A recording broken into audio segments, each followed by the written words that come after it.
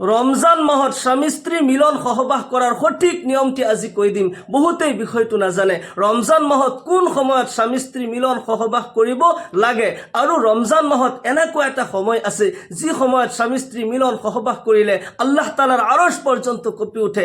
আকৌ এনেকুৱা এটা সময় আছে যি সময়ত নেকি স্বামী স্ত্ৰী মিলন সহবাস কৰিলে বহুত সওয়াব হয়, আল্লাহ তাআলা ৰাজি খুশি হয়। আৰু ৰমজান মাহত স্বামী স্ত্ৰী মিলন সহবাস কৰিবলৈ গৈ এনেকুৱা এটা ভুল কৰি লয় যাৰ কাৰণে নেকি শয়তান তেওঁলোকৰ লগত সংযোগ হৈ যায় আৰু স্বামী স্ত্ৰীৰ লগত মিলন সহবাস কৰে। নাউজুবিল্লাহ। সেইকাৰণে আমি শয়তানক স্থান দিব নোৱাৰি। এই সেন্সিটিভ বিষয়টো আমি সকলোৱে জানা প্ৰয়োজন। বহুতেই ভাবে যে এইবোৰ লাজৰ কথা, কিনো কম কিনো শুনিম। নহয়, আসলতে আমি জানিব লাগিব এটি এক ধৰণৰ ইবাদত হয়। আল্লাহৰ ৰসুল জনাবে মুহাম্মদুৰ ৰাসূলুল্লাহ সাল্লাল্লাহু আলাইহি সাল্লাম ইৰশাদ কৰে, স্বামী স্ত্ৰী যেতিয়া মিলন সহবাস কৰে আল্লাহ তাআলাই তেওঁলোকক সওয়াব দান কৰে, আল্লাহ তাআলা তেওঁলোকৰ প্ৰতি ৰাজি খুশি হয়। সাহাবা একৰাম ৰিজওয়ানুল্লাহি তাআলা আলাইহিম আজমাইন সকলে প্ৰশ্ন কৰিলে, ইয়া ৰাসূলুল্লাহ, ইয়া হাবিবাল্লাহ, স্বামী স্ত্ৰী তেওঁলোকে নিজৰ মনৰ ইচ্ছা পূৰণৰ বাবে, নিজৰ চাহিদা পূৰণ কৰাৰ বাবে তেওঁলোকে মিলন কৰে, সহবাস কৰে, তাতে সওয়াবৰ কি আছে? আল্লাহৰ নবী জনাবে মুহাম্মদুৰ ৰাসূলুল্লাহ সাল্লাল্লাহু আলাইহি সাল্লাম ইৰশাদ কৰে, হয় যদি এয়া পৰপুৰুষ পৰনাৰীৰ লগত হয় তেতিয়াহ'লে এয়া জঘন্য পাপ হয়। আল্লাহ তাআলা তেওঁলোকৰ ওপৰত লানত কৰে আৰু যাৰ কাৰণে নেকি দুনিয়াতে আল্লাহ তাআলাই শাস্তি ঘোষণা কৰি দিছে। জাহান্নামত তো আযাব আছেই, দুনিয়াতে শাস্তিৰ ঘোষণা কৰি দিছে। কিন্তু যদি স্বামী স্ত্ৰী বৈধ সম্পৰ্ক হয়, স্বামী স্ত্ৰীৰ সম্পৰ্কটো বৈধ সম্পৰ্ক হয় আৰু তেওঁলোকে যেতিয়া মিলন কৰে আল্লাহ তাআলাই তেওঁলোকক সওয়াব দান কৰে। হাদিস শৰীফত আহিছে, স্বামী স্ত্ৰী যেতিয়া ইজন সিজনৰ চকুৰ ফালে চাই থাকে, মৰমৰ নজৰত যেতিয়া চাই, আল্লাহ তাআলাই যিমানখিনি সময় তেওঁলোকে চাই থাকে সিমান সময়ৰ সওয়াব আল্লাহ তাআলাই দান কৰে। সুবহানাল্লাহ। স্বামী স্ত্ৰী ইজনে সিজনক দেখা পাই যেতিয়া হাঁহে, আল্লাহ তাআলা তেওঁলোকক দেখা পাই হাঁহি থাকে। আল্লাহু আকবার।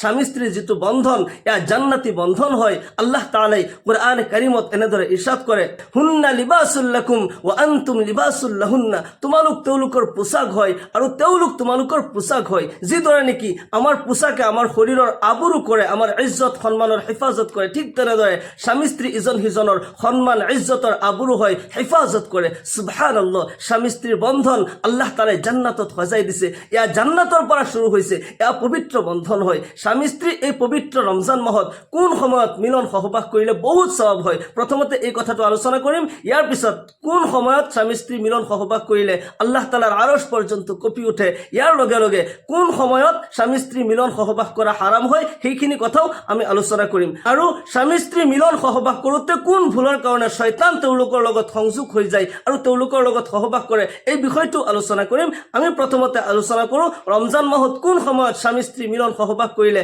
আল্লাহ তাআলাই সওয়াব দান কৰে, কোন সময়ত মিলন সহবাস কৰিব পাৰিব।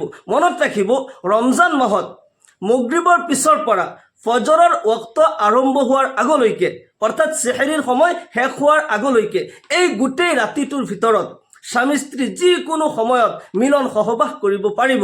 এক নম্বৰত মনত ৰাখিব, মাগৰিবৰ পিছৰ পৰা ৰমজান মাহত যেতিয়া আপুনি ইফতাৰ কৰিলে, ইফতাৰৰ পিছত মাগৰিবৰ নামাজ পঢ়িলে, ইয়াৰ পিছৰ পৰা আপুনি সেহৰিৰ সময় শেষ হোৱাৰ আগলৈকে যিকোনো সময়ত স্বামী স্ত্ৰী মিলন সহবাস কৰিলে তাতে কোনো ধৰণৰ গুনাহ নাই, স্বামী স্ত্ৰী মিলন সহবাস কৰিব পাৰিব।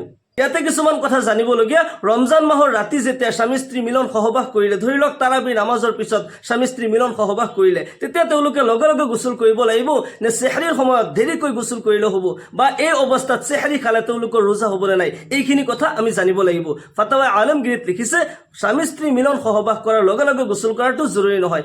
আগৰ যিটো নামাজ আহি আছে সেই নামাজৰ আগে আগে পবিত্ৰ হৈ গ'লে হ'ব। কিন্তু লগে লগে গোসল কৰিলে তাতে এটা ক্ষতি আছে। যদি শৰীৰ গৰম থাকোঁতে যদি লগে লগে গোসল কৰে হয়তো আপোনাৰ হাৰ্ট এটেক আহি যাব পাৰে। সেইকাৰণে অলপমান ৰেষ্ট লৈও আপুনি গোসল কৰিব পাৰে, অথবা ফজৰৰ আগে আগেও গোসল কৰিব পাৰে। কিন্তু ৰমজান মাহত যদি আপুনি মিলন সহবাস কৰাৰ পিছত শুই গৈছে আৰু সেহৰিৰ সময়ত আপুনি সাৰ পাইছে, এনেকুৱা সময় হয় যে আপুনি এতিয়া যদি খানা খায় তেতিয়াহ'লে গোসল কৰিব নোৱাৰে, আৰু যদি গোসল কৰে তেতিয়া খানা খাব নোৱাৰে, আজান হৈ যাব। এই সময়ত কি কৰিব?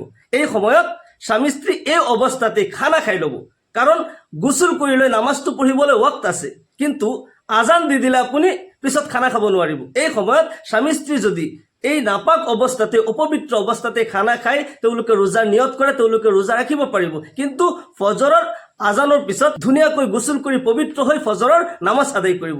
এই ৰমজান মাহত ভাল সময় হৈছে স্বামী স্ত্ৰী চেহেৰিৰ সময়ত, যেতিয়া তাহাজ্জুদৰ সময় হয়, তাহাজ্জুদৰ অলপমান আগে আগে প্ৰায় 2টা-2:30 মানত এনেকুৱা সময়ত মিলন সহবাস কৰি তাৰপিছত দুইজনে গোসল কৰি অলপমান ৰেষ্ট কৰি ধুনীয়াকৈ গোসল কৰি পবিত্ৰ হৈ আল্লাহ তাআলাৰ ওচৰত শুক্ৰানাভাৱে আল্লাহ তাআলাৰ ওচৰত দোৱা কৰিব লাগে আৰু তাহাজ্জুদৰ নামাজ তেওঁলোকে পঢ়িব লাগে। তেতিয়া আল্লাহ ৰাব্বুল আলামিন সেই স্বামী স্ত্ৰীৰ প্ৰতি আল্লাহ তাআলা ৰাজি খুশি হয়, তেওঁলোকক অসংখ্য নিয়ামত আল্লাহ তাআলাই দান কৰে, আল্লাহ তাআলাই তেওঁলোকক সওয়াব দান কৰে। সেইকাৰণে স্বামী স্ত্ৰী ৰমজান মাহৰ ৰাতি মনত ৰাখিব, মাগৰিবৰ পিছৰ পৰা, ইফতাৰৰ পিছৰ পৰা যেতিয়া মাগৰিবৰ নামাজ পঢ়িলে ইয়াৰ পিছৰ পৰা ফজৰৰ আগলৈকে এই ৰাতিৰ ভিতৰত যেতিয়াই সুবিধা হয় স্বামী স্ত্ৰী মিলন সহবাস কৰিব পাৰিব, তাতে কোনো ধৰণৰ প্ৰব্লেম নাই। ৰমজান মাহৰ ৰাতি খানা পিনা জিমা সকলো কিছু হালাল হয়, যিমান হালাল খাদ্য আছে আপুনি ৰাতি খাব পাৰে, স্বামী স্ত্ৰী মিলন সহবাস কৰিব পাৰে, তাতে কোনো ধৰণৰ প্ৰব্লেম নাই। কিছুমানে ভাবে যে ৰমজানৰ মাহ ইবাদতৰ মাহ হয়, স্বামী স্ত্ৰী কিয় মিলন সহবাস কৰিব। কিছুমানেতো এনেকুৱা হয় যে স্ত্ৰীক দেখাৰ লগে লগে আস্তাগফিৰুল্লাহ আস্তাগফিৰুল্লাহ আস্তাগফিৰুল্লাহ পঢ়ি থাকে।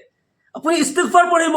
যদি পৰনাৰীক দেখা পায়, পৰপুৰুষ পৰনাৰীক যেতিয়া আপোনাৰ নজৰ পৰি যায়, আপোনাৰ নজৰটো পৰিব নালাগে, কিন্তু যদি আপোনাৰ পৰনাৰীৰ প্ৰতি নজৰ পৰি গৈছে আপুনি তেতিয়া ইস্তিগফাৰ পঢ়ক। কিন্তু স্বামী স্ত্ৰী বৈধ সম্পৰ্ক হয়, স্বামী স্ত্ৰী যদি ইজন সিজনৰ ফালে যদি মৰমৰ নজৰত চাই আল্লাহ ৰাব্বুল আলামিন তেওঁলোকক সওয়াব দান কৰে। যিমান সময় তেওঁলোকে হাঁহি হাঁহি কথা পাতে আল্লাহ তাআলাই সিমান সময়ৰ সওয়াব, সিমান সময়ৰ নেকি আল্লাহ তাআলাই তেওঁলোকক দান কৰে। সুবহানাল্লাহ। সেইকাৰণে এইবোৰ জেহালত হয়, মানুহে নাজানাৰ কাৰণে এইবোৰ কথা কৰে, এইবোৰ কাম কৰি থাকে। সেইকাৰণে জেহালতত পৰিব নোৱাৰি, আমি জানিব লাগিব কোনখিনি হালাল কোনখিনি হাৰাম হয়। 1 নম্বৰত ৰাতি, ৰমজান মাহৰ ৰাতি স্বামী স্ত্ৰী মিলন সহবাস কৰা হালাল হয়। এই ৰাতি আপুনি যেতিয়া সুবিধা পায় স্বামী স্ত্ৰী মিলন সহবাস কৰিব পাৰে, তাতে কোনো ধৰণৰ প্ৰব্লেম নাই। ইয়াৰ পিছত স্বামী স্ত্ৰী ৰমজান মাহত কোন সময়ত মিলন সহবাস কৰিলে আল্লাহৰ আৰশ পৰ্যন্ত কঁপি উঠে, জঘন্য পাপ হয়, সেয়া হৈছে ৰমজান মাহত যদি আপুনি দিনত স্বামী স্ত্ৰী মিলন সহবাস কৰিছে তেতিয়াহ'লে আল্লাহৰ আৰশ পৰ্যন্ত কঁপি উঠে। কাৰণ ৰমজান মাহৰ দিনত আল্লাহ ৰাব্বুল আলামিন খানা পিনা জিমা সকলো কিছু হাৰাম কৰি দিছে। আপুনি সুবেহ সাদিকৰ পৰা সূৰ্য অস্ত হোৱালৈকে, সুবেহ সাদিক মানে যেতিয়া নেকি চেহেৰি শেষ হৈ যায়, যেতিয়া ফজৰৰ আজান হৈ যায়, আৰু ৰমজান মাহত ফজৰৰ আজান কাৰেক্ট সময়ত আজান দিয়া হয়, যেতিয়া চেহেৰি একেবাৰে শেষ হৈ যায় তেতিয়া আজান দিয়া হয়। সেই সময়ৰ পৰা সূৰ্য অস্ত যোৱালৈকে, মাগৰিবৰ আজানলৈকে এই দিনটোৰ ভিতৰত সকলো কিছু খানা পিনা জিমা সকলো কিছু হাৰাম হয়। এই সময়ত যদি স্বামী স্ত্ৰী মিলন সহবাস কৰে আল্লাহ ৰাব্বুল আলামিন নাৰাজ হৈ যায়, আল্লাহ ৰাব্বুল আলামিনৰ লানত আহে, তেওঁলোকৰ মহাপাপ হয়। সেইকাৰণে ৰমজানৰ দিনত স্বামী স্ত্ৰী মিলন সহবাস কৰিব নোৱাৰিব। কিন্তু ৰমজান মাহৰ দিনত স্বামী স্ত্ৰী যদি ইজন সিজনক মৰম কৰে, আলিংগন কৰে, চুমা খায়, ইয়াতে ৰোজা ভংগ হ'ব নে ৰোজাত কোনো ধৰণৰ ক্ষতি নহয়, বিষয়টো জানিব লাগিব। ফাতাৱায়ে স্বামীত লিখিছে, আল্লামা ইমাম স্বামী ৰহমাতুল্লাহ আলাইহি লিখিছে, ৰমজান মাহত ৰোজা ৰাখি দিনত যদি স্বামী স্ত্ৰী চুমা খায় অথবা ইজনে সিজনৰ হাতত ধৰে, তেওঁলোকে মৰম কৰে, আঁকোৱালি লয়, গলত টানি ধৰে, তেতিয়া তাতে কোনো ধৰণৰ ৰোজাত প্ৰব্লেম নাহে, ৰোজা ভংগ নহয়। কিন্তু যদি যৌন উত্তেজিত হোৱাৰ আন্দেশা থাকে, যদি কন্ট্ৰোল কৰিব নোৱাৰি আনকন্ট্ৰোল হৈ যায়, তেতিয়াহ'লে তাৰ পৰা বাচি থাকিব লাগিব। তাৰ কাৰণে ৰোজাত নাকিছ আহি যাব, ৰোজাত দুৰ্বল হৈ যাব, সেয়া মক্ৰুহ হয়, তাৰ পৰা বাচি থাকিব লাগিব। কিন্তু যদি নৰ্মেলি স্বামী স্ত্ৰী ইজন সিজনক মৰম কৰিছে, চুমা খাইছে, হাতত ধৰিছে, হাঁহি হাঁহি কথা পাতিছে, তাতে কোনো ধৰণৰ প্ৰব্লেম নাই। কিন্তু যদি আনকন্ট্ৰোল হয় তেতিয়া তাৰ পৰা বাচি থকাটোৱে বেছি ভাল হয়, বেছি বেষ্ট হয়। এতিয়া আমি ক্লিয়াৰ হলো যে ৰমজান মাহৰ ৰাতি স্বামী স্ত্ৰী মিলন সহবাস কৰিব পাৰি, বিলকুল জায়েজ হয়, আৰু দিনত হাৰাম হয়, দিনত স্বামী স্ত্ৰী মিলন সহবাস কৰিব নোৱাৰি। এতিয়া আমি আহোঁ যে স্বামী স্ত্ৰী মিলন সহবাস কৰোঁতে কোন ভুলৰ কাৰণে শয়তান তেওঁলোকৰ লগত সংযোগ হৈ যায়। মনত ৰাখিব, স্বামী স্ত্ৰী মিলন সহবাস কৰাৰ কিছুমান আদব আছে। স্বামী স্ত্ৰী যেতিয়া মিলন সহবাস কৰে ইয়াৰ পূৰ্বে সুন্দৰকৈ তেওঁলোকে অজু কৰি ল'ব লাগে আৰু 2 ৰাকাত নফল নামাজ আদায় কৰি লোৱাটো সুন্নত হয়। যদি আপুনি সন্তানৰ প্লেনিং কৰিছে তেতিয়াহ'লে এই আমলটো জৰুৰ আপুনি কৰিব। এই আমল যদি আপুনি কৰে, সুন্দৰকৈ অজু কৰি লয়, ইয়াৰ পিছত 2 ৰাকাত নফল নামাজ পঢ়ি লয়, তেতিয়াহ'লে যদি এই সহবাসৰ দ্বাৰা আপোনাৰ সন্তান জন্ম হয়, সেই সন্তান দিনদাৰী হ'ব, নেককাৰ হ'ব, মুত্তাকিন হ'ব, মা বাবাৰ বাধ্য সন্তান হ'ব। এই আমল নিশ্চয় কৰিব। ইয়াৰ পিছত স্বামী স্ত্ৰী মিলন সহবাস কৰাৰ পূৰ্বে আল্লাহৰ ৰাসূল সাল্লাল্লাহু আলাইহি ওয়াসাল্লামে শিকাই দিছে, তোমালোকে এই দোৱাটি পঢ়িবা, বিসমিল্লাহি আল্লাহুম্মা জান্নিবনাশ শাইতানা ওয়া জান্নিবিশ শাইতানা মা রাযাকতানা। বিসমিল্লাহি আল্লাহুম্মা জান্নিবনাশ শাইতানা ওয়া জান্নিবিশ শাইতানা মা রাযাকতানা। এই দোয়াটি পঢ়িলে শয়তান আপোনাৰ ওচৰতো নাহে, শয়তানৰ প্ৰতাৰণাৰ পৰা, শয়তানৰ ধোকাৰ পৰা বাচি থাকিব, স্বামী স্ত্ৰী দুইজনে হেফাজতে থাকিব। কিন্তু যদি এই দোৱাটি নপঢ়ে তেতিয়াহ'লে শয়তান আপোনাৰ লগত সংযুক্ত হৈ যাব, স্বামী স্ত্ৰীৰ লগত মিলন সহবাস কৰিব। নাউজুবিল্লাহ, এই সহবাসৰ দ্বাৰা যদি কোনো সন্তান জন্ম হয় সেই সন্তানো ভাল হোৱাৰ কোনো চান্সেছ নাই। সেইকাৰণে এই আমল কৰিব, সুন্দৰকৈ অজু কৰি ইয়াৰ পিছত 2 ৰাকাত নফল নামাজ পঢ়ি ইয়াৰ পিছত স্বামী স্ত্ৰী মিলন সহবাস কৰিব। আৰু মিলন সহবাস কৰি অলপমান ৰেষ্ট কৰাৰ পিছত সুন্দৰকৈ গোসল কৰি পবিত্ৰ হৈ ভালকৈ গোসল কৰি তাৰপিছত স্বামী স্ত্ৰী তাহাজ্জুদৰ নামাজ আদায় কৰিব। আল্লাহ ৰব্বুল আলামিন সেই সংসাৰত যদি সন্তান জন্ম হয়, সেই সহবাসৰ দ্বাৰা সন্তান জন্ম হ'লে পৰহেজগাৰ মুত্তাকিন হ'ব, আল্লাহ তাআলাৰ ফৰমা বৰদাৰ হ'ব, মা বাবাৰ বাধ্য সন্তান হ'ব ইনশাআল্লাহ। এই আমল কৰি স্বামী স্ত্ৰী মিলন সহবাস কৰিলে আল্লাহ তাআলাই তেওঁলোকক অসংখ্য সওয়াব দান কৰে, নেকি হয়। সুবহানাল্লাহ। এতিয়া কোন কোন সময়ত স্বামী স্ত্ৰী মিলন সহবাস কৰা হাৰাম হয় আল্লাহ তাআলাই নিজে হাৰাম কৰিছে, সেয়া হৈছে 4টা সময়। বিশেষকৈ 4টা সময়ত স্বামী স্ত্ৰী মিলন সহবাস কৰা হাৰাম হয়। 1 নম্বৰত হেজ অৱস্থাত, যেতিয়া স্ত্ৰী হেজ হয় সেই সময়ত স্বামী স্ত্ৰী মিলন সহবাস কৰিব নোৱাৰি, আল্লাহ তাআলাই নিজে হাৰাম কৰিছে। আসআলুনাকা আনিল মাহিজ কুল হুয়া আযান ফাআতাজিলুন নিসা ফিল মাহিজ ওয়ালা তাকরাবুহুন্না হাত্তা ইয়াতহুরন। হে নবী, যেতিয়া আপোনাক হেজ সম্পৰ্কে কোনোবাই প্ৰশ্ন কৰে আপুনি কৈ দিব সেয়া কষ্টকৰ হয়। ফাআতাজিলুন নিসা ফিল মাহিজ ওয়ালা তাকৰাবুহুন্না হাত্তা ইয়াতহুৰন। তোমাৰ স্ত্ৰীৰ পৰা তুমি আঁতৰি থাকিবা যেতিয়ালৈকে তেওঁলোক পবিত্ৰ হৈ নাযায়। আঁতৰি থাকিবা মতলব হৈছে বিছনা আলাপ কৰি দিয়া নহয়, আঁতৰি থকাৰ মতলব হৈছে অনলি সহবাস কৰা, মিলন কৰাটো হাৰাম হয়। কিন্তু স্বামী স্ত্ৰী সেই সময়তো হেজ অৱস্থাটো স্বামী স্ত্ৰী একেলগে কথা পাতিব পাৰিব, একেলগে খানা খাব পাৰিব, কোনো কথা নাই। কিছুমান মানুহে ভুল বুজি স্ত্ৰীক সেই সময়ত বেলেগ বিছনা আলাপ কৰি দিয়ে, তেওঁৰ ওচৰতো নাযায়। ওচৰত গ'লে কোনো ভুল নহয়, কোনো গুনাহ নহয়, একেলগে শুই থাকিবও পাৰি, কোনো কথা নাই। খালি মিলন কৰিব নোৱাৰিব, সহবাস কৰিব নোৱাৰিব, বাকী চুমা খাব পাৰিব, মৰম কৰিব পাৰিব, কোনো কথা নাই। 2 নম্বৰত নিফাজ অৱস্থাত, যেতিয়া সন্তান ভূমিষ্ঠ হয় এগৰাকী মহিলাৰ, তেতিয়া সন্তান ভূমিষ্ঠ হোৱাৰ পৰা 40 দিনলৈকে নিফাজৰ সময়সীমা। কিছুমান তাৰ আগতেই পবিত্ৰ হৈ যায়, 15-20 দিন 25 দিনতে কিছুমান ব্লাড অহা বন্ধ হৈ যায়, তেওঁলোক তেতিয়া গোসল কৰি পবিত্ৰ হ'ব পাৰিব আৰু স্বামী স্ত্ৰী মিলন সহবাস কৰাটো জায়েজ হয়। কিন্তু এই নিফাজ অৱস্থাত স্বামী স্ত্ৰী মিলন সহবাস কৰিলে আল্লাহ ৰব্বুল আলামিনে লানত কৰিছে, এয়া হাৰাম হয়। 2 নম্বৰ নিফাজ, 1 নম্বৰ হেজ, 2 নম্বৰ নিফাজ। 3য় নম্বৰত ৰোজা অৱস্থাত, এই আগতে যে ক'লো ৰমজান মাহৰ ৰোজা অৱস্থাত সুবহ সাদিকৰ পৰা সূৰ্য অস্ত হোৱালৈকে দিনত স্বামী স্ত্ৰী মিলন সহবাস কৰিব নোৱাৰিব। কিন্তু যদি আপুনি ভাবে যে মোৰ স্ত্ৰী হেজ অৱস্থাত আছে, তেওঁৰতো ৰোজা নাই কিন্তু মোৰ ৰোজা আছে, তেতিয়া সহবাস কৰিব পাৰিম নে নাই? তেতিয়াও নোৱাৰিব। কাৰণ এটা হৈছে যে হেজ অৱস্থাত সহবাস কৰা হাৰাম হয়, দ্বিতীয় কথা হৈছে আপোনাৰ ৰোজা ভংগ হৈ যাব।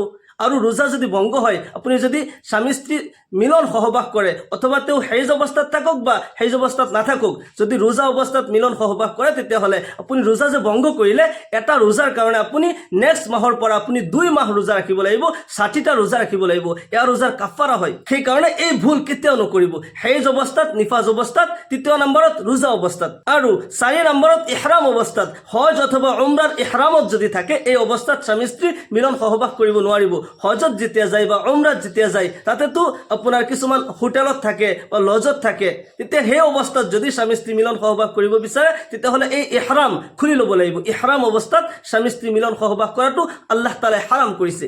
এই 4টা সময়ত স্বামী স্ত্ৰী মিলন সহবাস কৰিব নোৱাৰিব। আৰু ৰমজান মাহৰ ৰাতি স্বামী স্ত্ৰী মিলন সহবাস কৰিব পাৰে, তাতে কোনো ধৰণৰ প্ৰব্লেম নাই। জেহালতত পৰি যোনে তোনে ফটোৱা দিব নালাগে। কিছুমান মানুহ আছে যে ৰমজান মাহ ইবাদতৰ মাহ হয়, স্বামী স্ত্ৰী কিয় মিলন সহবাস কৰিব, এইবোৰ কথা কিয় ক'ব লাগে? আচল কথাটো হৈছে যে জানিব লাগিব, নাজানি পেলাই জেহালতত পৰি কোনেও ফটোৱা দিব নালাগে। এজন আলিমে যেতিয়া কথা কয় তেতিয়া সেয়া মনোযোগ দি শুনিব লাগে, তাতে কিছুমান হিকমত আছে। আল্লাহ তাআলা আমাক সকলোকে দিনৰ সহি সমজ দান কৰক। সকলোকে আল্লাহুম্মা আমিন। ওয়া আখিৰু দাওয়ানা আলহামদুলিল্লাহি ৰাব্বিল আলামিন। আসসালামু আলাইকুম ওয়া ৰাহমাতুল্লাহি ওয়া বাৰাকাতুহু।